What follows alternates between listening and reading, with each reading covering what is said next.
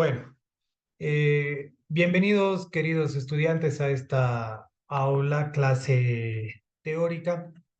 Vamos a continuar con nuestra temática, vamos a continuar con el tema que hemos empezado la anterior semana, que es microbiología endodóntica.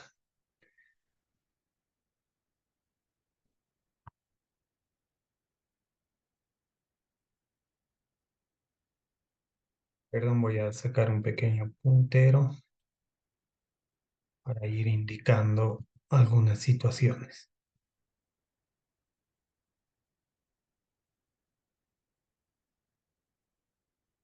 Ya.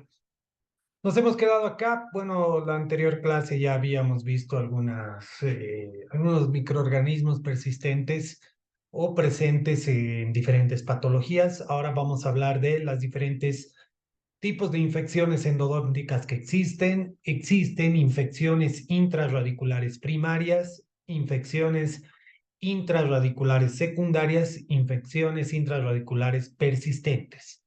Para hablar de las infecciones intrarradiculares primarias, son microorganismos que van a invadir, que van a colonizar inicialmente este tejido pulpar que está necrosado. Estos microorganismos pueden haber intervenido en las diferentes fases anteriores, ¿no? En la inflamación de la pulpa, por ejemplo, en una pulpitis irreversible sintomática, o también en una necrosis, o terminando en una necrosis posterior. En las infecciones intrarradiculares primarias va a existir una flora bacteriana mixta, ¿ya? Existe gran cantidad de bacterias por conductos y van a predominar bacterias anaerobias, ocasionalmente especies facultativas, aerofílicas también. Entre las infecciones intrarradiculares secundarias, bueno, estas no están presentes en la infección primarias, pero van a ser intervenidas o van a ser introducidas después de que el profesional ha intervenido en ese caso. ¿Ya? Puede ser un microorganismo oral, puede ser un microorganismo extraoral. Por ejemplo, pueden entrar dentro del conducto radicular restos de placa bacteriana, caries de la corona dental, contaminación de unos instrumentos endodónticos. Por eso es muy importante lo que siempre les recomendamos en clínica, que debe estar totalmente esterilizado, ¿no? Bien esterilizado y lavado todos los instrumentos endodónticos que van a ser introducidos a cada conducto. Filtración de algún material de obturación, retraso en la obturación, en la colocación de alguna obturación definitiva. Este dato también es importante porque muchas veces nosotros terminamos el tratamiento endodóntico y nos olvidamos del caso.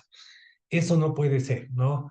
Nosotros tenemos que colocar una obturación lo más antes posible.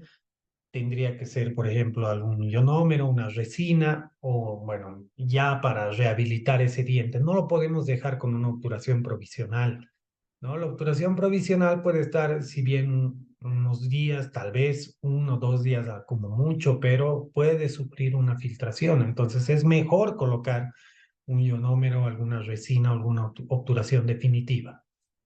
Lo que les hablaba, es muy común que nosotros nos encontremos con esta situación, sobre todo en clínica. Es la recomendación que les hacemos siempre, que por favor ordenen su mesa clínica. La mesa clínica es un espacio muy importante, un espacio donde ustedes deben mantener el orden, deben mantener la limpieza de todo su material. Si todo su material se va a encontrar como se ve en esta imagen, ¿no? Sus arcos, sus gomas por todo lado, obviamente van a crear alguna infección secundaria, ¿no? Entonces, tienen que tener muchísimo cuidado, ¿sí? Ahí la importancia de mantener el orden. Esta zona de la mesa clínica es una zona estéril, es una zona estéril. No pueden ir, por ejemplo, bolígrafos, no pueden estar sus celulares, no puede estar sus historias clínicas, tiene que estar todo lo que es estéril. Existen también infecciones intrarradiculares persistentes. Estos son los microorganismos que resisten los tratamientos. van a soportar obviamente esa privación de nutrientes. Son generalmente restos de infección primaria y restos de infección secundaria, y hay un predominio muy grande de bacterias gram positivas facultativas o bacterias anaerobias. Algunas veces pueden aislarse algunos hongos.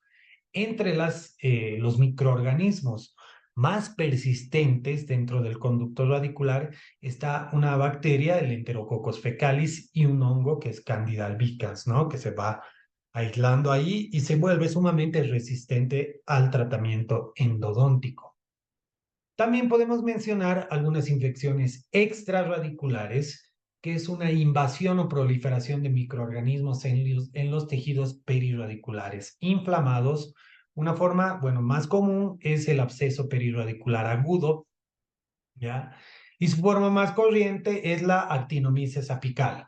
Entonces, nosotros este absceso, bueno, puede ir introduciéndose, invadiendo microorganismos, tal vez por una bolsa periodontal que podamos tener, gran cantidad de microorganismos y producirse un absceso perirradicular agudo.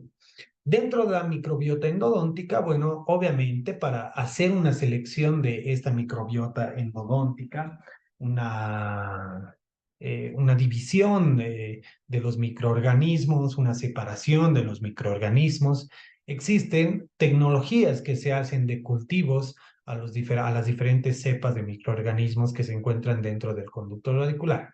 Los métodos de biología molecular nos han obviamente permitido definir cuál es esa microbiota presente dentro del tratamiento de conductos endodóntica, dentro de esa pulpa que se ha necrosado, que se ha infectado, ¿no? Con obviamente estos diferentes métodos se han encontrado numerosas especies bacteriogénicas patógenas, ¿sí? Se les han ido separando. Y en las infecciones intrarradiculares, van a disculpar, aquí hay una R que está de más, ¿sí? Por favor, ahí la estoy mencionando para que no exista algún error, ¿ya? Dentro de, bueno, lo vamos a anotar. Ya, las infecciones intrarradiculares primarias, acá repito, esta R está de más. Existe un predominio de bacterias anaerobias obligadas, entre el 40 al 55% de la microbiota endodóntica está constituida por bacterias que todavía están por cultivar y caracterizar, no se las ha caracterizado totalmente. La periodontitis perirradicular o periodontitis apical, su causa va a ser heterogénea, ¿no? Y pueden intervenir gran cantidad de combinaciones bacterianas. ¿Por qué dice que la causa o la etiología es heterogénea de la periodontitis apical? Porque puede ser una causa de conducto bacteriana, un retratamiento, como se ve en esta imagen, una bolsa periodontal también. Entonces, hay diferentes combinaciones bacterianas en esos casos. Las bacterias gram negativas son las que están más frecuentes en las infecciones endodónticas primarias. Y estas pueden ser Dialister, Treponema, Fusobacterium, Porphyromonas, Prebotella, Tenerella. Son las bacterias más comunes que nosotros podemos encontrar, ¿no? Entre las bacterias gram negativas podemos destacar a la pseudo Ramibacter, Filifactor, Micromonas, Peptostreptococos, Streptococos, Actinomyces, eh, Osnelia propinobacterium, que son las bacterias gram positivas más comunes dentro de las infecciones primarias. Aquí existe una pequeña imagen, ¿no? Los diferentes géneros bacterianos presentes en infecciones endodónticas. Voy a tratar de sacarle esta imagen para que puedan ver mejor.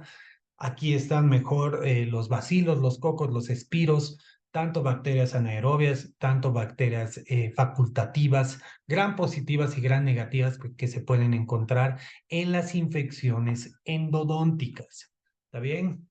Ya, otros microorganismos que pueden aparecer en infecciones endodónticas, y los mencionaba hace un momento, son los hongos, ¿no? Que se los puede encontrar en algunos casos, no en todos. Obviamente, para que nosotros diferenciemos de un hongo, tiene que haber una infección muy grande, una infección muy persistente, una infección que no ha sanado, un tratamiento de conducto que ya le han realizado anteriormente, ha fracasado tal vez y hay una infección bastante grande o una infección bacteriana, una necrosis muy grande, un absceso en la que puede haber gran cantidad de microorganismos y ahí pueden estar estos hongos. Y el hongo más conocido, como lo mencionaba anteriormente, es la famosa Candida albicans, ¿sí? También se ha visto en algunos otros estudios que citomegalovirus humano y el virus Epstein-Barr se encuentran en algunas lesiones periodontitis apicales, ¿no?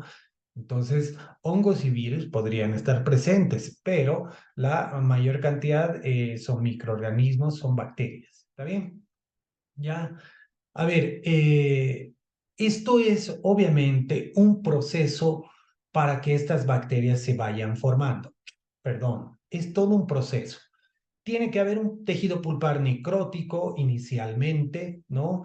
De ahí, obviamente, va a haber un entorno húmedo en esa cavidad, no va a haber un acceso a las defensas, va a haber un entorno fértil para el crecimiento bacteriano, van a pasar a un entorno más cálido si se quiere y ahí van a empezar a tener nutrientes y van a formarse esas famosas bacterias anaerobias. Entonces, esto es un proceso, ¿sí? No se forman rápido, pero tienen que darse estas condiciones para que se forme el famoso proceso y puede haber una tensión de oxígeno y un potencial redox, que son unas fases que van a predominar, que van a hacer que estas bacterias se vuelvan facultativas, ¿no?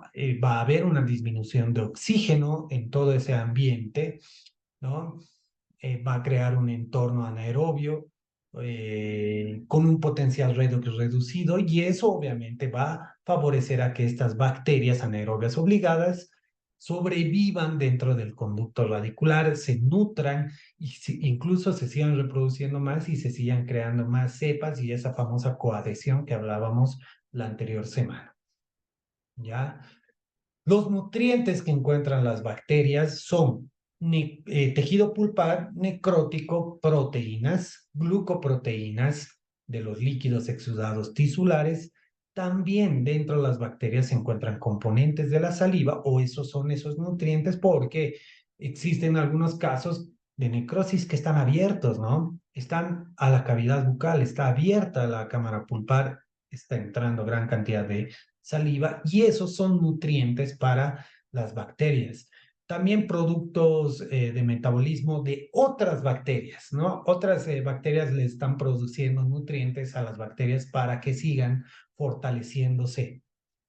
Existen algunos patrones de colonización bacteriana y esos pueden ser obviamente los famosos túbulos dentinarios. Ahí se empiezan a colonizar, encuentran espacios, no solo en los túbulos dentinarios, sino encuentran algunos espacios, por ejemplo, en el sistema de conductos radiculares, que ustedes ya saben que son lugares donde los conductos pueden llegar a tener espacios donde lamentablemente no llegan los instrumentos, podríamos llegar con irrigación, pero en esos espacios, que son espacios ocultos, hay mucha colonización bacteriana, ¿no? En esta imagen que ya la hemos visto, ¿no? Es gran cantidad de cocos ahí entrando a los túbulos dentinarios, ¿no? Y este es un túbulo dentinario donde hay gran cantidad de Smith layer, barro dentinario, y se encuentran los famosos cocos. ¿Está bien? La microbiota cuando existen dientes endodonciados es la siguiente. Estos son en los casos de persistencia, donde hay gran cantidad de microorganismos. Perdón, gran cantidad de microorganismos. El microorganismo más común en los dientes endodonciados que han fracasado, obviamente, esto hay que aclarar, microbiota en dientes endodonciados que han fracasado, ¿sí? La mayor frecuencia en un 77% la tiene Enterococos fecalis. De ahí le siguen otros microorganismos, pero Enterococos fecalis es un diente muy frecuente, ¿no? Tiene el 77% y aparte es un microorganismo muy persistente y muy resistente, ¿no? Muy resistente al tratamiento endodóntico, a las soluciones irrigantes, a los cementos. Entonces es resistente, hay que tener un poco de cuidado, hay que trabajarlo mucho más, hay que irrigarlo, desinfectarlo más para que desaparezca del conducto. ¿Está bien? En estas zonas, los famosos istmos, también se pueden colonizar bacterias. Entonces, son zonas de limpieza que nosotros tenemos que aplicar. ¿Cómo vamos a combatir estas bacterias? ¿No? Ya hablando de diferentes microorganismos, la anterior clase, en esta clase, hablando de diferentes microorganismos, ahora nosotros decimos cómo combatimos esas bacterias, esos microorganismos, esos hongos tal vez, ¿no? Que puedan encontrarse también. Lo que les decía, el famoso Enterococcus fecalis, Candida albicans. La mejor forma de combatir bacterias y microorganismos es la solución de hipoclorito de sodio, las diferentes concentraciones. Esto evidentemente es otro tema, pero nada más para finalizar nuestra clase, con esto combatimos bacterias, con las soluciones concentradas de hipoclorito de sodio. El hipoclorito de sodio es, bueno, la solución irrigante más utilizada en endodoncia y la que tiene mayor éxito sobre la destrucción bacteriana. Bueno, eso es todo. Con esto hemos terminado nuestra segunda parte de nuestro complemento. Ya no nos faltaba mucho nuestro complemento de la clase de microorganismos o microbiología endodóntica. Gracias a todos por su atención y bueno, ya nos vamos a ver en otra ocasión.